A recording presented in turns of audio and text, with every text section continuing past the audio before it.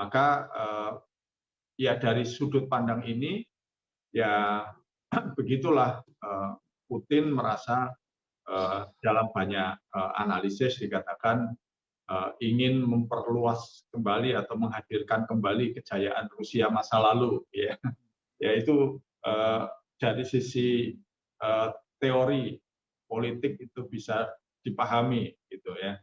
Walaupun dengan tindakannya sekarang ini tentu membuat persoalan yang sangat serius di Ukraina. Ada persoalan perang yang di dalamnya diikuti dengan persoalan kemanusiaan dan lain-lain. Jadi kalau kembali bahwa persoalan Ukraina ini adalah persoalan arsitektur, tata kelola, keamanan di Eropa, nah ini memang yang terlibat atau punya potensi terlibat di dalamnya ya bukan hanya Rusia dan Ukraina, tapi ada negara-negara Eropa yang bahkan NATO. Kita lihat tadi malam misalnya Presiden Biden itu sudah memberikan sanksi yang lebih keras lagi kepada Rusia, misalnya melarang wilayahnya itu dipakai untuk terbang seluruh pesawat Rusia. Bahkan akan ada upaya-upaya untuk memburu para oligarki Rusia yang ada di wilayah Eropa Barat dan di seluruh dunia. Aset-asetnya akan dibekukan. Jadi ini persoalan yang sangat serius, ya. Kita tidak tahu apakah nanti Putin itu akan merasa terdesak dan kemudian perlu mengeluarkan seperti ancamannya itu akan perang nuklir gitu, ya.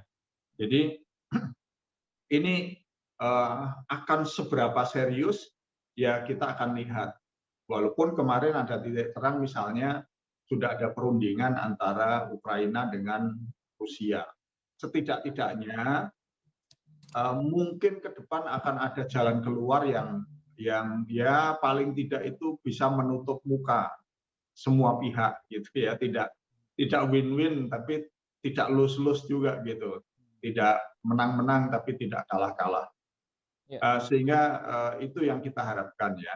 Tapi kalau ini tidak terjadi dan eskalasi makin besar dan kemudian sudah ada beberapa negara yang mau mendukung Rusia kan, ada Suriah, ada Belarusia dan seterusnya. Dan yang paling besar, yang paling diandalkan itu kan Cina. Walaupun Cina mengatakan dulu beberapa waktu dulu menjelang invasi Rusia itu kan Presiden Xi Jinping mengatakan bahwa Cina akan mendukung Rusia. Tapi kemarin kan diperjelas statementnya ya. Jadi kami berteman tapi tidak menjadi sekutu gitu. Jadi kita akan lihat peran Cina ini. Sebab saya lihat Cina itu wait and see sekarang ini. Melihat kira-kira reaksi Barat ini seberapa besar. Saya kira Cina mudah-mudahan bersikap lebih pragmatis. Ya. Jadi misalnya yang dimaksud pragmatis itu misalnya kalau ternyata sanksi kepada Rusia ini serius dan akan membuat susah, nah mungkin Cina akan mundur, memberi dukungan terbatas ya kepada Rusia. Tapi kalau misalnya dilihat, kok ternyata sanksinya ini nggak serius, main-main aja gitu, sehingga agak leluasa gitu apa yang dilakukan Rusia kepada Ukraina ini.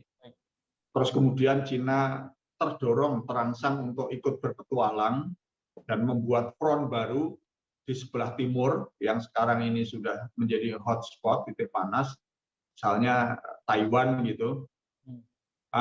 Itu menjadi tidak terkendali ya potensinya. Jadi kalau ada dua front di barat maupun di timur, itu bisa tidak terkendali, dan kalau tidak terkendali, disitulah orang berspekulasi ini bisa menjurus mengarah kepada perang dunia ketiga.